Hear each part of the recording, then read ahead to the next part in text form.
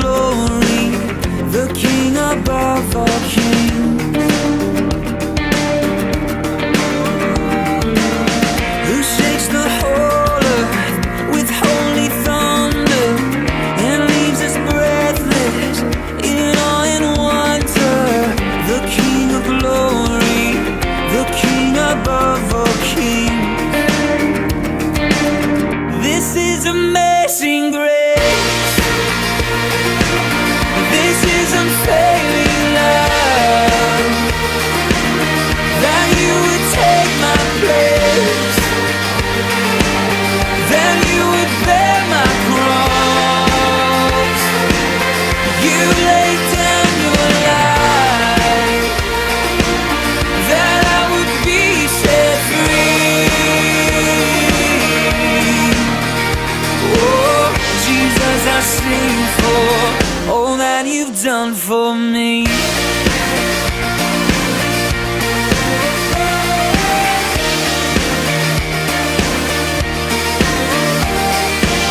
Who brings our chaos back into order? Who makes the orphan a son and daughter? The King of glory, the King of glory, who rules the nations with truth and justice, shines like the sun in all of its brilliance. The King of glory, the King above all kings. Yeah, this is amazing grace. This is unfailing love, that you would take my place, that you would bear my cross. You laid down your life, that I would be set free. Oh, Jesus, I sing for all that you've done for me. Worthy is the Lamb who was slain, worthy is the King who conquered the grave. Worthy is the Lamb who was slain, worthy is the King who conquered the grave. Worthy is the Lamb who was slain, worthy is the King who conquered the grave. Worthy is the Lamb who was slain, worthy, worthy, worthy. Oh, this is amazing grace. This is unfailing love, that you would take my place, that you would bear my cross. You laid down your life, that I would be set free. Oh, Jesus, I sing for all that you've done for me.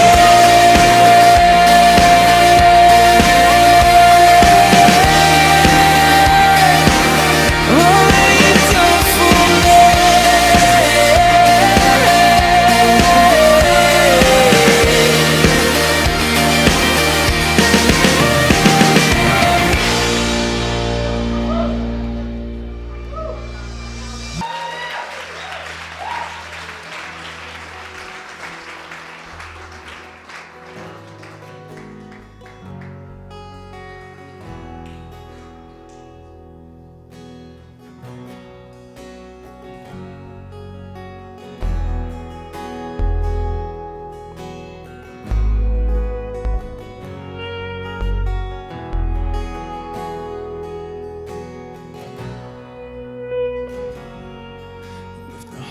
is overwhelmed and I cannot hear your voice, I hold on to what is true, though I cannot see.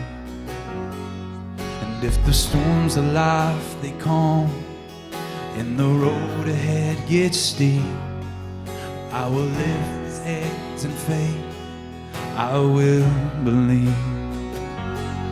And I remind myself of all that you've done, yeah. In the life I have because of your Son. 'Cause love came down and rescued me, and love came down and set me free. And I am yours, I am forever yours. Sing mountain high or valley low, will I sing out, remind my soul that I am yours, I am forever yours.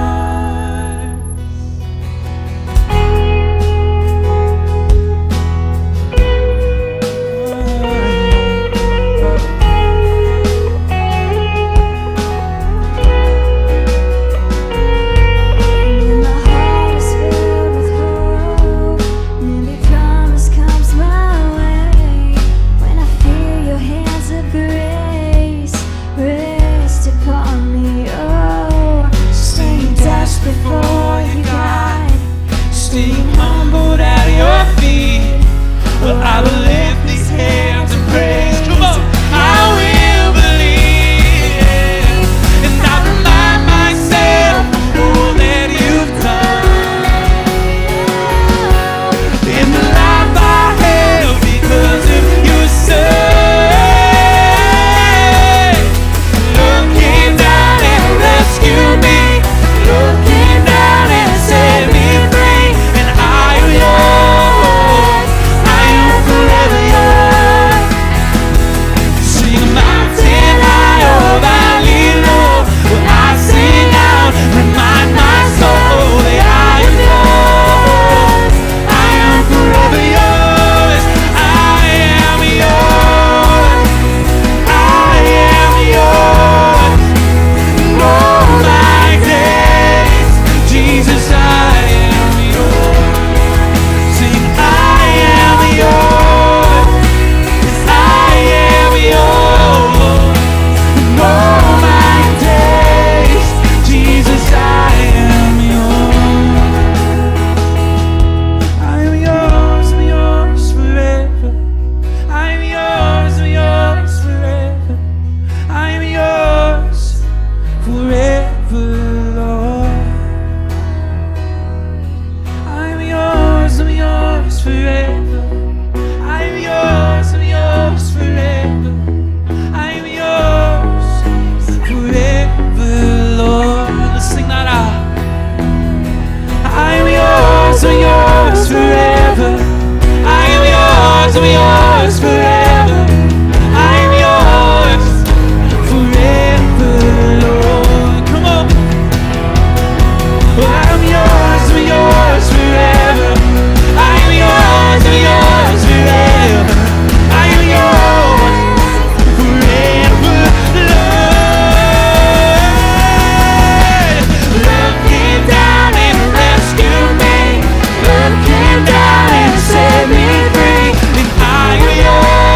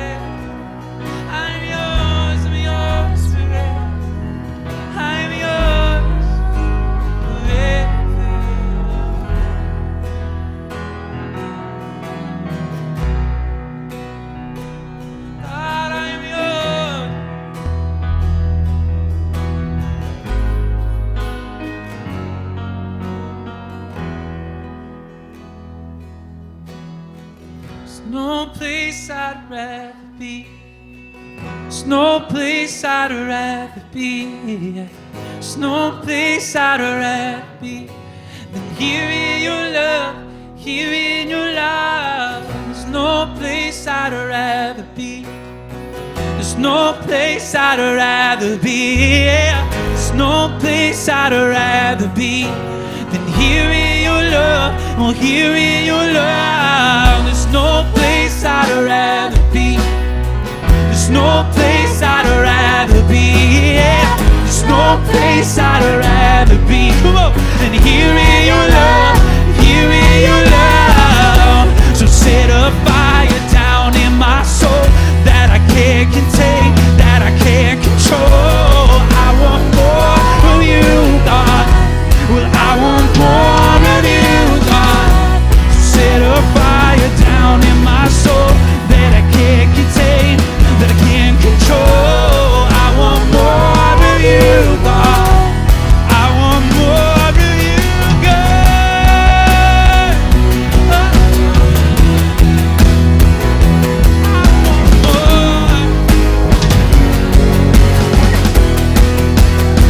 See, I want more.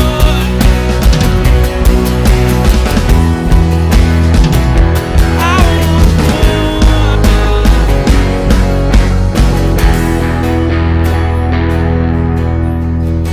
So set a fire down in my soul that I can't contain, that I can't control. I want more of you, God. I want more of you, God. Can we give him praise tonight?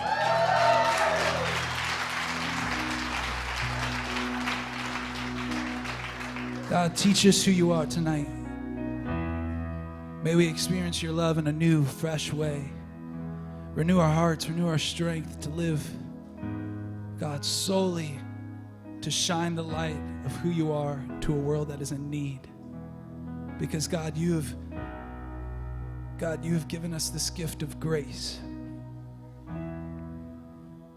to know that there's hope, God, for the hopeless. God, that there's light for those who can't see. God, that you're there to walk beside us as we go through the storms of life and to remind us that we are yours and that you love us. We thank you, God, for who you are. It's in your heavenly name. Amen. Can we give one more shout of praise to God tonight? Thank you guys so much. You may be seated.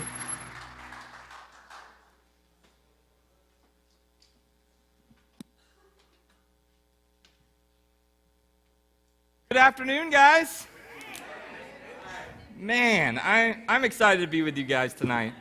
If you don't know me, my name is Nick Williams. I'm the pastor here. I know. I will not pay you guys for that. So if you don't know me, let me tell you a little bit about myself real quick. I am 37. I've been in ministry about 16 years. I've got a lovely wife. We've been married almost 11 years, 2 kids, a 5-year-old and a 6-year-old. They are incredible. I'll tell you a little bit about them as the night goes, but I'm kind of in recovery as well. I don't like to admit this, but I'm addicted to food. If you can't tell, you're not sitting close enough. But I struggle with it. And so I am 6 days clean from like eating just really clean food. And I'm pretty excited about that. And then I walk into here tonight, and I think the devil has taken over the cafe because there's just dessert everywhere. So I prayed hard for those that brought that. But no, really, it is my struggle, and I'm trying to stay clean. So 6 days ago, I said, you know what, enough's enough. I got to get on this. I swing in my weight. I don't know if any of you do that. But I don't swing like 10 pounds. I swing 70. And so I'm about 25 down from my highest, 50 up from my lowest, and so I'm in this massive swing, and it's insane in life. A couple more things about me. I'm an author. I wrote a book, my first book last year called When Fear and Faith Collide. It's my story on chasing faith instead of fear. I had something happen when I was little, and I'll share that another day if you haven't heard it, but it's my journey on overcoming that and beginning to live life. I'm working on my second book right now on how to live broken. Because I think so many people, including myself, something breaks in my life, something doesn't go right, and all of a sudden I feel like my whole life's broken. But we can still live. And the book kind of catalyzed out of a breakfast that I had with my kids. My wife and I were sitting at home. At the time, my daughter was 3, my son would have been 2. And they wanted to go out to eat. My wife was just like, I just don't want to cook, let's go somewhere. And you don't want me to cook, so it's either her or we go somewhere. And so we said, okay, well, unfortunately, we waited till we're too hungry. And we chose a restaurant that was like 30 minutes away. Just bad decision after bad decision. And we get there, and my daughter is a great artist, and she loves to color and draw. And so a restaurant's great for her because she loves to get crayons. And so we asked the normal question, hey, do you have something that my kid can draw with while we wait for food? And they said, yeah, they brought it out. And I'll never forget this moment because they brought this jar of crayons to the table. Now, at a lot of restaurants we go to, they give you like 2 crayons in a pack that have never been used before. But this was a mom and pop shop, and they didn't spend money there. And so they brought this jar, and I remember they set it down, and I'm looking at the menu, and I look over at my daughter and full tears, like alligator tears going down her face. And I thought, what has happened? I missed something, which happens. I'm a man, so sometimes I miss things. And so I was like, what is wrong? And she pointed to the crayons, and she said, they're all broken. And I wanted to laugh at her. I just being real here. I wanted to laugh because I'm like, well, that's the dumbest thing I've ever heard. But I thought, okay, we're going to melt down really quickly if I don't fix this, right? And so I began to explain to her the broken crayons still color. And I began to think through that for the next week, and it rattled in my mind. And I thought, man, that's how I've lived my life, half my life. I thought something broke inside of me and I could no longer color. I no longer could be used by God. And so that's the catalyst of my current book that I'm writing. And the reason I say all that is because I love words. I am not like a deep well. Like some people use words and I'm like, man, I don't even know what that means. That's so cool that you know that. Most words I use like a kindergartner knows. And so I love words though. And so whenever I hear a new word, before I look up the definition, I like to guess what it means. So tonight, before we really get into this, I'm going to throw some words up, and I want to just kind of talk through what they mean. So the first time I saw this first word, and it is this, phonesia. The first time I saw that, I thought, man, what is phonesia? And so this is the definition I came up with. It's that moment when you realize you left your phone at home. Right? Like there's this heart-wrenching, like how am I going to continue my day? Nobody can call me now, like I'm going to get a call today. We're in church. Who's done that? All right. So I thought that's what phonesia was. That's not what phonesia is. Phonesia is this: the act of dialing a phone number and forgetting whom you were calling just as they answered. Again, we're in church. Who's done this? So next time that happens, I want you're there and you're like, oh, who is this? Who is this? You're like, hey, I'm so sorry. I have been diagnosed with a case of phonesia and I'm struggling through it. Can you remind me who this is? They'll like feel sorry. They'll put you on their prayer list. They'll be like, I don't know what's wrong with Nick, but he's got phonesia now, right? So the second word that I saw recently that I loved was this one, disconfect. Disconfect. So it sounds like disinfect, right? So I was thinking, disconfect. And I'm going to be honest, I couldn't even come up with one for this one. And so when I read the definition, this is what it is. The attempt to sterilize the piece of candy you dropped on the floor by blowing on it. Nobody's looking around. Who's done it? Hands raised.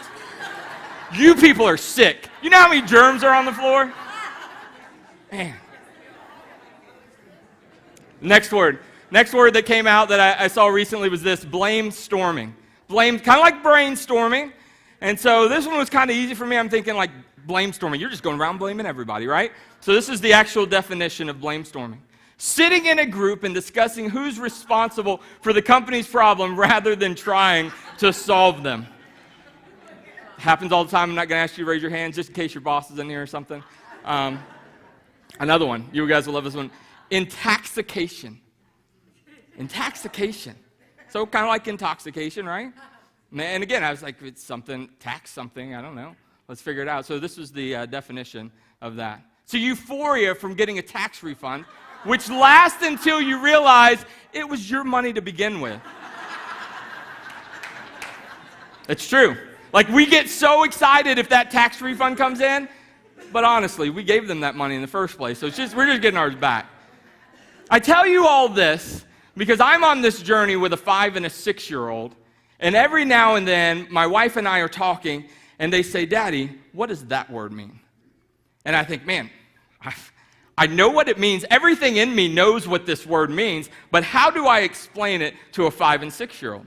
So my boy's favorite new word, and anytime I say it, he just dies laughing.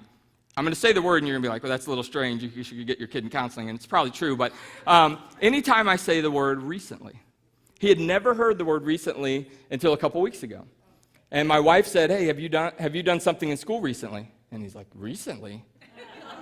Mommy, what does that mean? And so she did her best to explain what recently means. And then, just in the weirdest moment we've ever had in our life, he just dies laughing. So now, anytime we say that word, he thinks it's hysterical. I honestly think my wife probably described the word wrong, but I don't want to call her out on it. And I'm sure she's not watching. Words lose their meaning. And what happens is we hear a word, and when we hear it, we learn the definition, and we begin to get excited about how can we use that word. And over time, the more we use it, it loses meaning, and it's just a word. And a word I want to talk about tonight that I think that has happened to is the word grace. Grace. Man, it's so amazing. It's so beautiful, but it's just a word many times for us now. Like when you first come into a relationship with God and somebody tells you about God's grace, you can't believe that God would offer that to you. And then as time goes by, grace loses its meaning. Still has the power, but we don't receive the power anymore because we've lost the meaning. So I'm going to do something tonight that I've never done publicly. And so just to play on the word tonight, I'm going to ask you to give me some grace. I have a lot of things that I think I'm good at. And I try them, and my wife tells me I'm not good at it, and I just don't believe her because I still think I'm good. And so one of those things happened probably about 11 years ago when I first started dating my wife. I decided I was going to be an incredible artist. Like, up until that point, I had taken some art classes, and it was one of those like moments, Nick, you've got such a great heart. There's just maybe something else you should do with life. And so I was determined, though I love art, that I was going to be a great artist. And so, true story, and you can come to my house and it's still there, I bought like every Bob Ross painting kit. Who knows who Bob Ross is? He's got like the fuzzy little hair. Pretty sure he's high on the TV when he's painting. And but his paintings are amazing. And so I thought, man, I should be able to do this. So I bought every one that I could find. And I began to practice and draw, and it's good. I think it's good anyway. So tonight, to kind of illustrate this point of grace loses its meaning, I want to draw a little bit for you. Is that okay?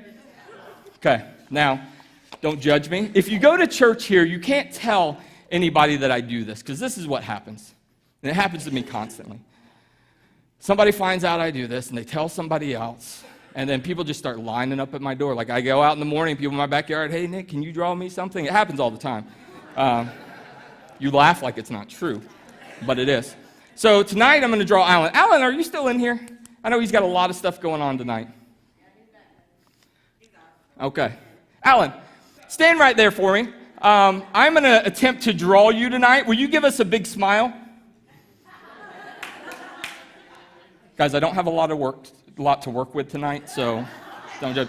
I'm just kidding. You're a beautiful man, Alan. That's when church gets weird, when a man calls another man beautiful. So, draw a little bit. So, what happens for me, and how I can best explain this, is grace is like an animate drawing. Like a drawing that's never going to come to life. A drawing. This is Alan in his amoeba stage. So, let's give him some eyebrows. I don't have a long time to draw. I mean, we'd be here all night if I was going to get like a perfect drawing of Alan, right? Alan, I'm going to give you this afterwards. You're going to want to hang it on your wall. You're going to be very proud of it, and that's okay. I'll even sign it. So this is Alan.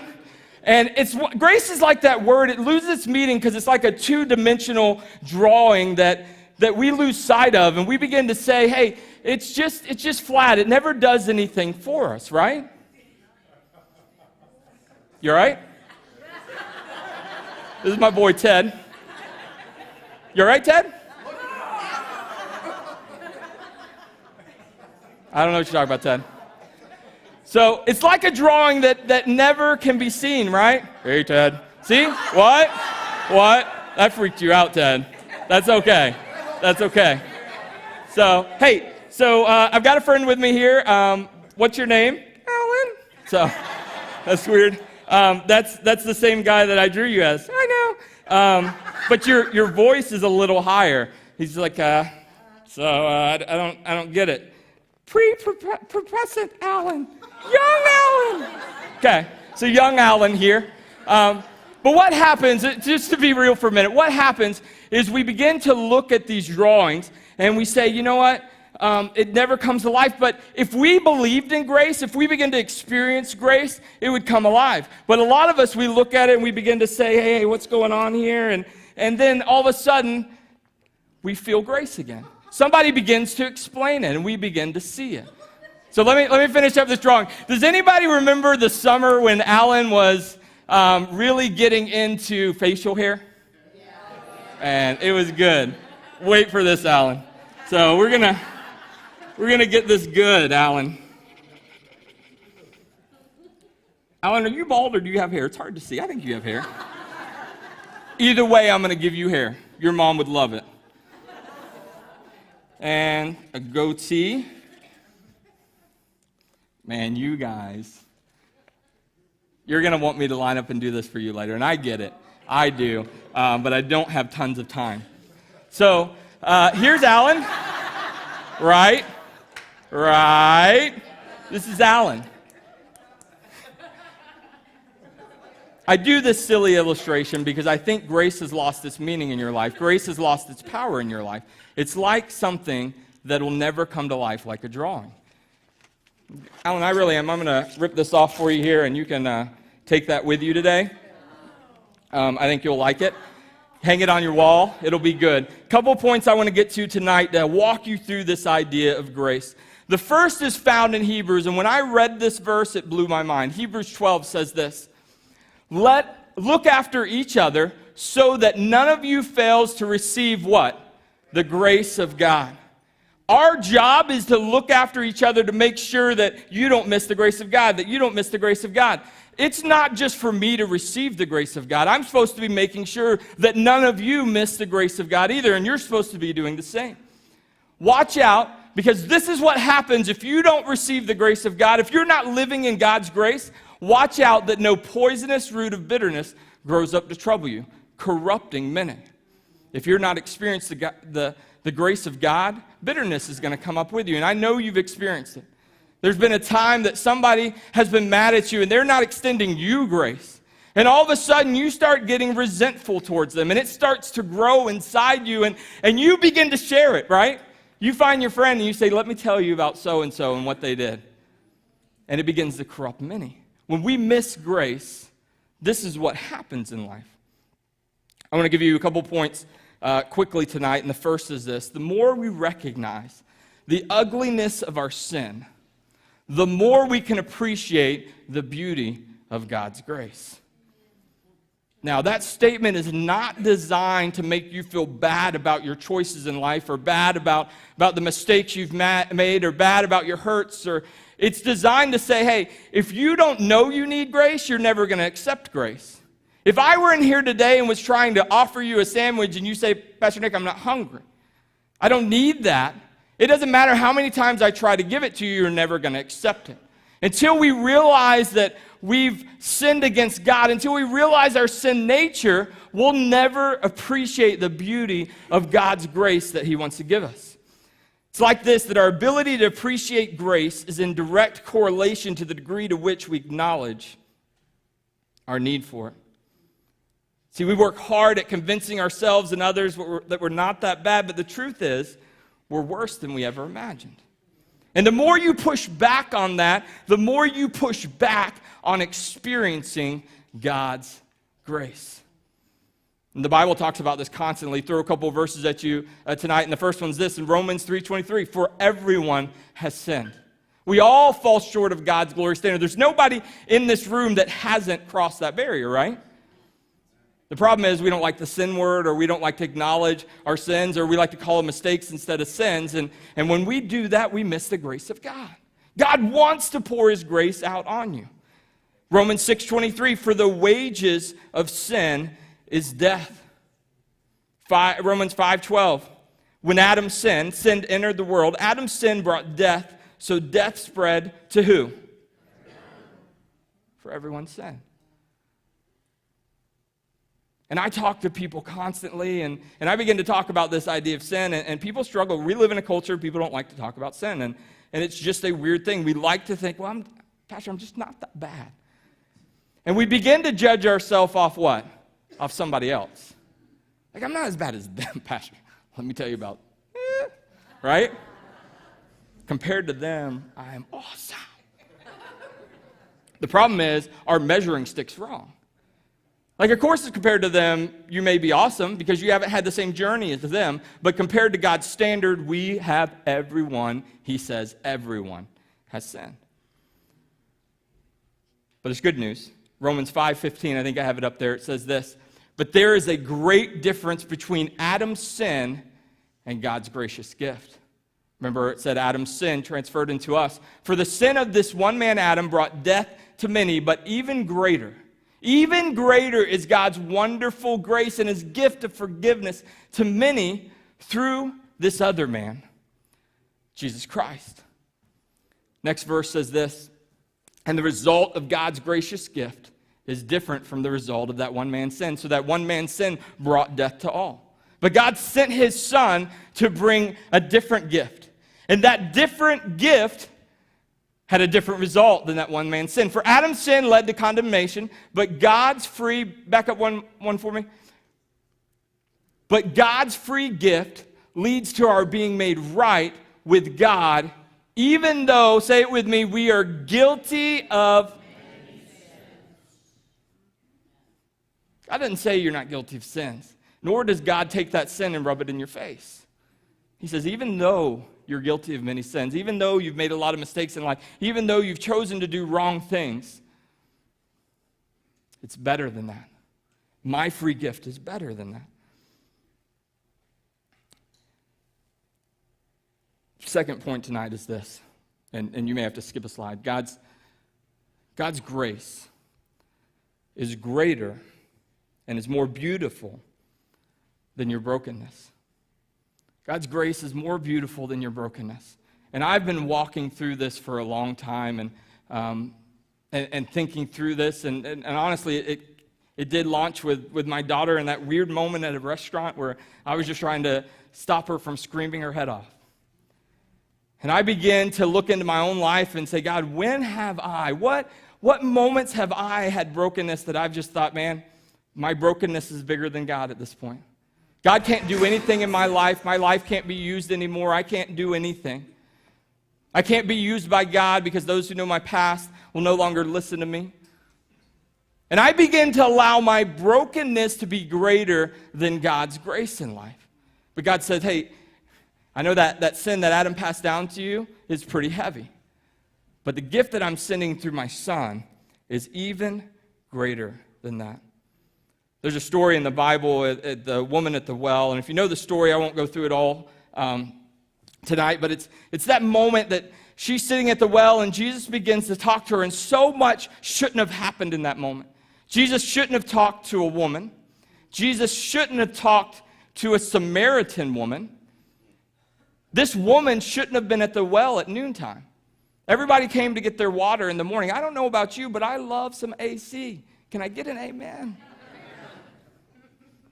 And if I have the choice of going outside and doing something first thing in the morning or going at noon, like that's not even a choice to me. Like I don't even like to walk to my car at noon to start the AC. And so she shouldn't have been there. And in that moment, Jesus began to speak into her life and talk to her. And it startled her, and they had a weird conversation at first. he began to say, I need water, and she said, well, do you have a cup? And it's weird. And Jesus begins to say, hey, if you knew I was, I could offer you water and you'd never thirst again. And in that moment, she had to have been like, this guy's been in the sun a little too long, right? But Jesus began to drill into her life and talk to her more, and something happened along the journey. And all of a sudden, he begins to dive into her life, right? And he says, hey, why don't you go back and get your husband? We'll talk about this. And she says, I don't have one. He says, you're right. You have several. And the man you're living with now is not your husband. And if you remember in Scripture, she does what we all do.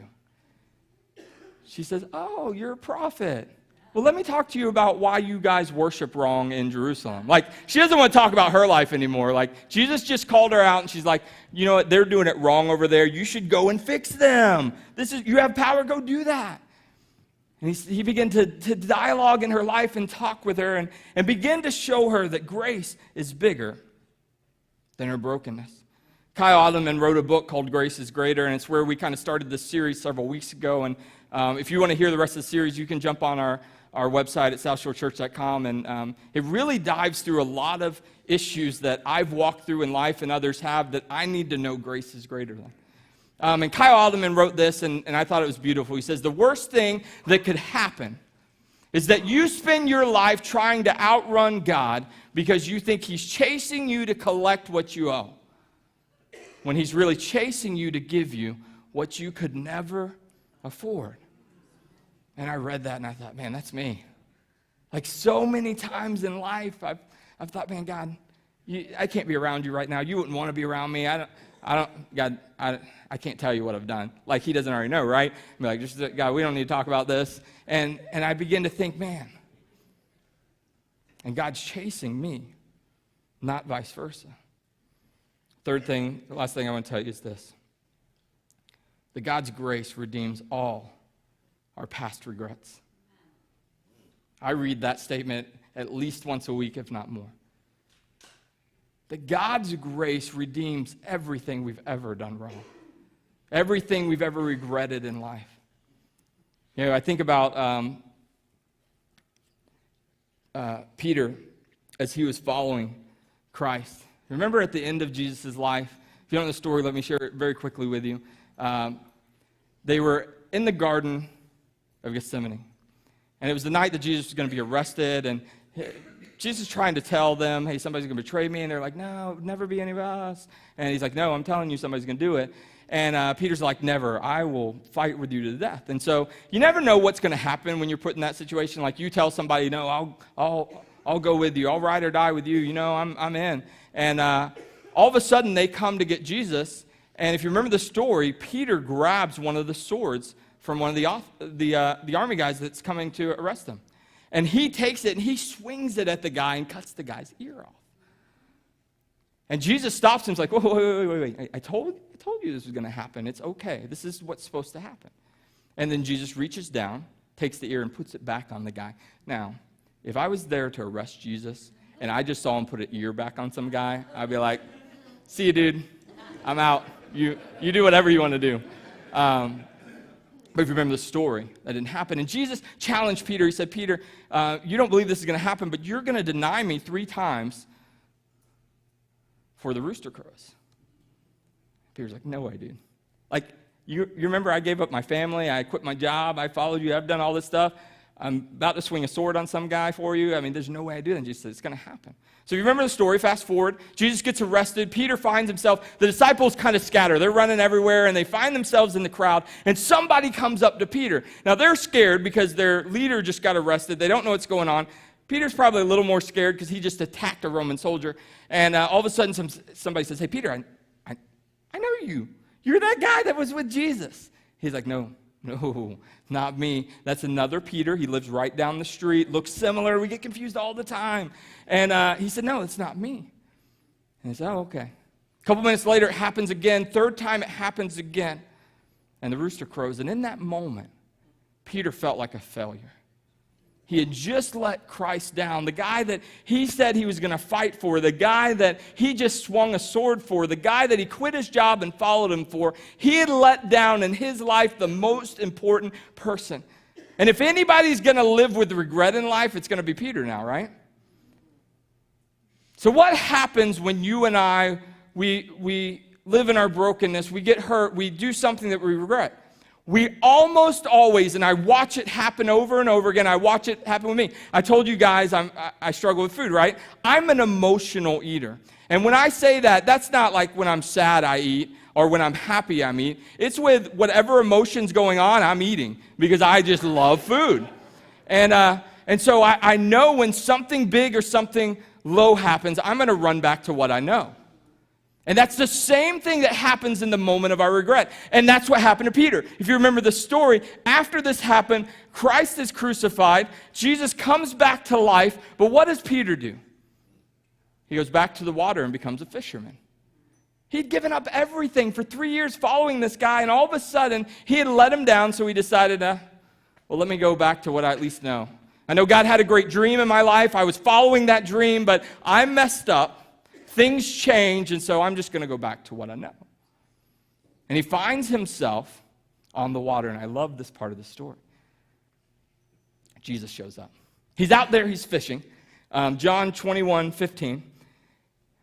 And while he's fishing, Jesus comes on the scene, and he yells from the shore, hey, have you guys caught anything? And they're like, no, we've been out here for hours, we haven't caught anything. And Jesus is like, hey, throw the net on the other side of the boat. Now, I don't know exactly what Peter was like, but I know what I would be like in that boat. I would be like, the fish swim underneath the boat, right? Like throwing it on the other side does nothing. But they took it and they threw it on the other side and caught tons of fish. In that moment, Peter realized who he was talking to.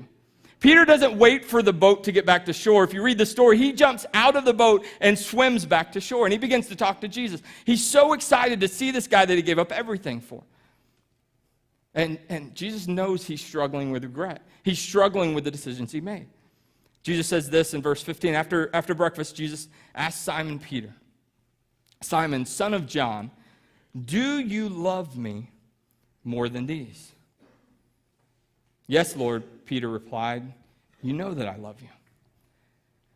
Now, in the first time you get asked a question, you're like, yeah, I love you, God. Then Jesus says it again, hey, Peter. Hey, do you love me more than these? Because you know what?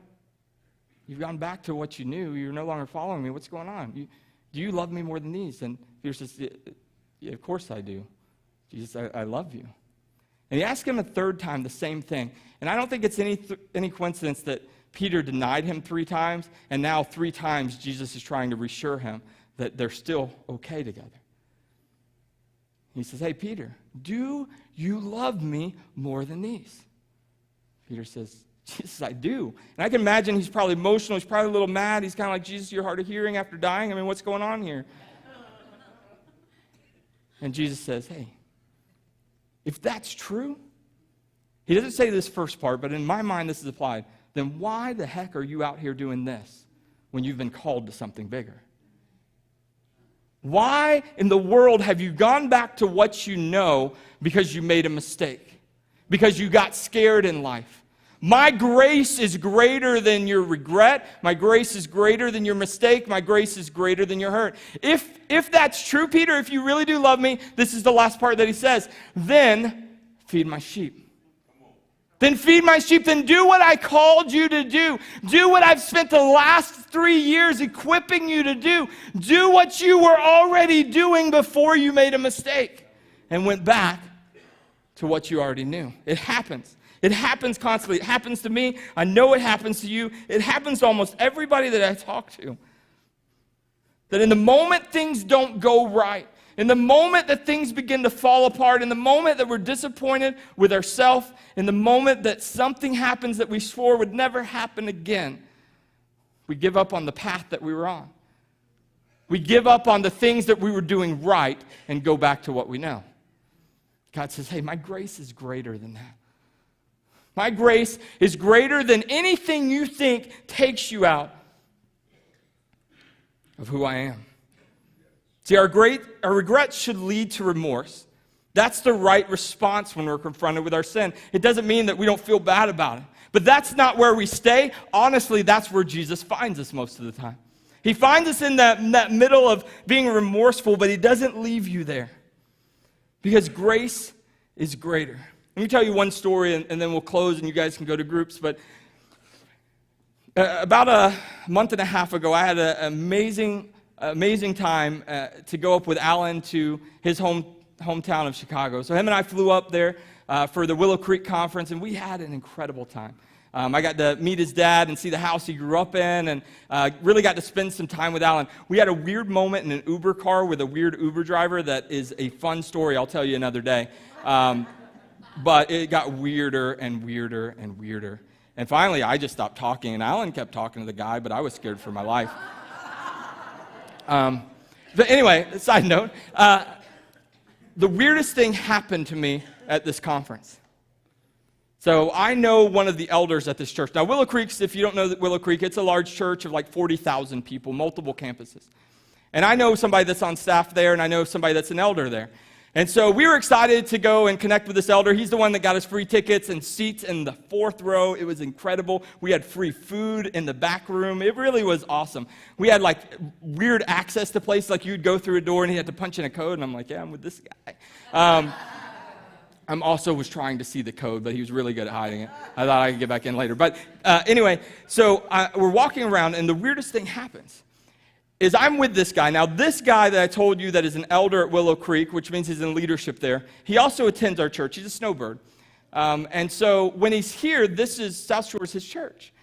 And he's very proud of South Shore, loves me, and some things happened that I just didn't expect. Every time we ran into somebody, something happened. So the first time, I'll never forget this one, he punched in the little code. We went to a door, and then he punched another code, and we went to an office that was one of the executive pastor's office. And the guy was just coming out of the office, running the other way. He had somewhere to be, and my friend said, no, you need to come here. And you could see it on his face. And I don't know if it's ever happened to you, but you're like, I want to be nice to this guy, but I really have to go. And so he said, hey, I really have to go. He's like, no, you come here. So you realize my friend's not the guy you say no to. He's like, no, you got to come meet my friends. He said, let me introduce you to Nick and Alan. Let me tell you about Nick. And he put his arm around me. He said, this guy is one of the most incredible pastors, one of the most incredible churches ever. I don't know about you, but my shoulders got a little taller at that point. I was like, yeah, I am. What's up? Right? No, I didn't say that. But there was a part of me that felt good. I mean, when people say nice things about you, you feel good. And he went on, and the guy was like, hey, I've got to run, but I'll catch up with you guys later. And I was like, oh, okay. And then there was an office right there. I was like, whose office is that? And he's like, Bill Hybel. Bill Hybel's the senior pastor. Let's go in there. You tell him how good I am, too. And he wasn't in there, though. But no joke, in the next hour, we ran into about 30 people. And every time we ran into somebody that my friend knew, he would say, hey, come here. I want to tell you about somebody. I need you to meet my friend, Nick. And he would go on and say how incredible I was, how incredible this church was. And after about the 3rd time, I got extremely uncomfortable. Something began to well up inside me. I began to think, and I'm just being honest with you, I began to think, man, this guy really doesn't know me that well. Like, if he knew who I was, if he knew the mistakes I make in life, he wouldn't be going around bragging on me to everybody. I mean, he might even be ashamed of me, that probably wouldn't even invited me here, right? And every time that happened, something rose up in me more and more, and I began to think, I'm not good enough for this. Why am I even here? And something in me really wanted to tell this guy, stop. Like, I'm going through a lot of emotions right now, and I'm not doing well. And I remember during the first session, Al and I, we sat down. It was kind of cool because some people were around us that are church famous. Have you ever met church famous people? They're not really famous, but in churches, people think they are. And so they were all around us. We were getting pictures with them. I might have got a picture with one. And the guy begins to speak, and I begin to think, God, why am I struggling so much right now? This guy is just being super nice. He's just proud of the church he goes to, and he's sharing that pride with people. Why can't I receive that? And I began to realize. And it's funny because I was starting this series the next Sunday. 4 days later, we were starting the series, and I began to realize I am going to preach that God's grace is greater than my regrets, than my brokenness, but I don't believe it. I'm not allowing that to speak into my life. And I spent the next couple of days praying and spending time with God and saying, God, why? I know it. My head knows it, but for whatever reason, I'm not allowing to receive it.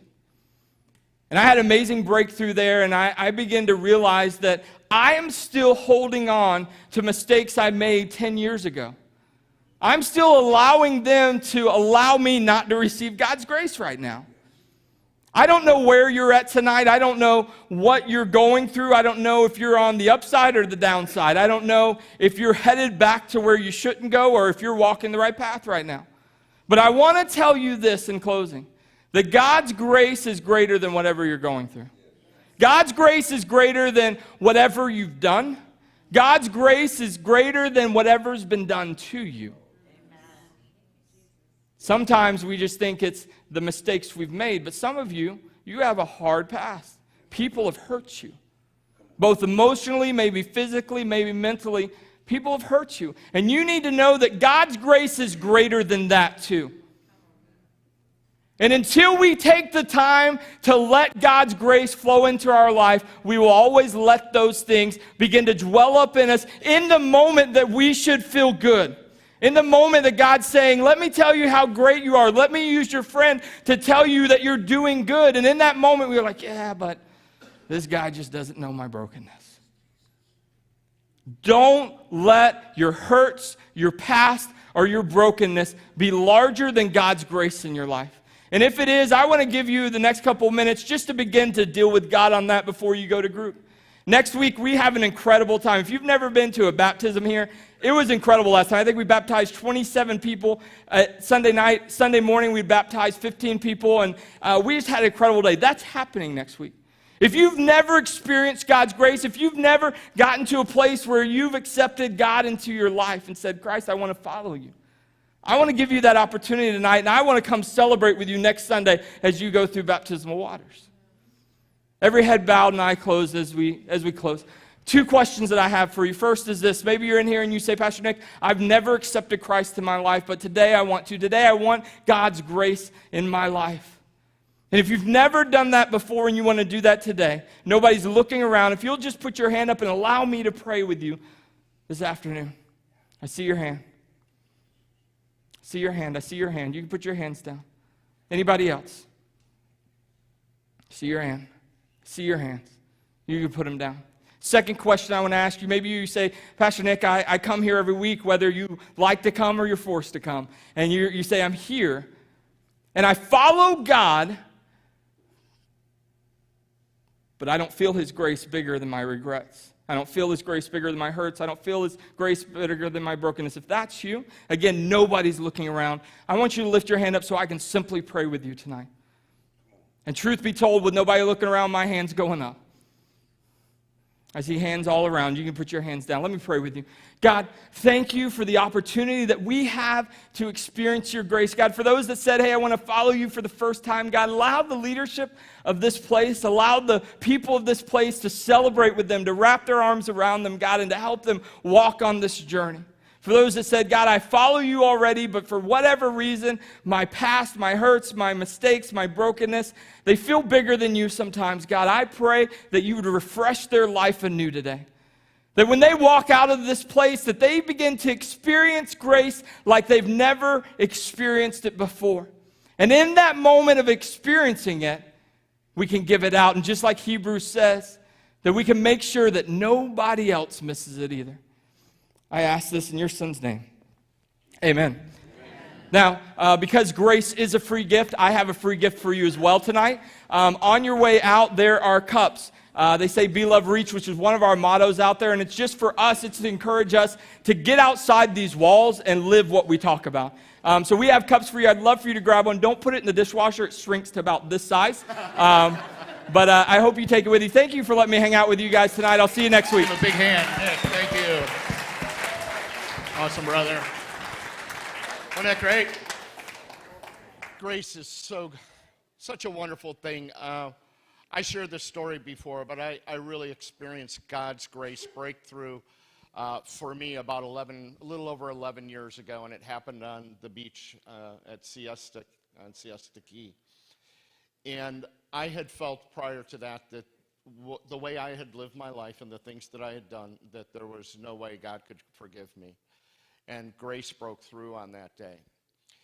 And I continued. As I grow in my walk in my faith, I continue to stumble. You know, I wish I didn't. I wish I could stand up here and say, yeah, it's been a smooth ride. You know, just this past week, you know, I fell into something that for me is just something I don't want to do anymore in my life, you know. And it really almost took me out for a day, you know. I was just feeling like, you know. And I know for us, for me, I speak for myself, as somebody who struggles with alcoholism and drug addiction, that there's this temptation that comes that it's just like, you know what, I might as well just go back to what I did before. You know, and that illustration of Peter getting out of the boat, jumping out of the boat and swimming back towards the grace of Christ tonight was fresh for me because I'm going to fall. We're going to fail. We're going to slip sometimes. But God's grace is greater than that. Amen? Amen. So guys, we ran a little bit late, but we want to do our open share groups tonight. So if you can cut your break time real quick to a few minutes and get into our groups, wouldn't that be great? And then again, next week,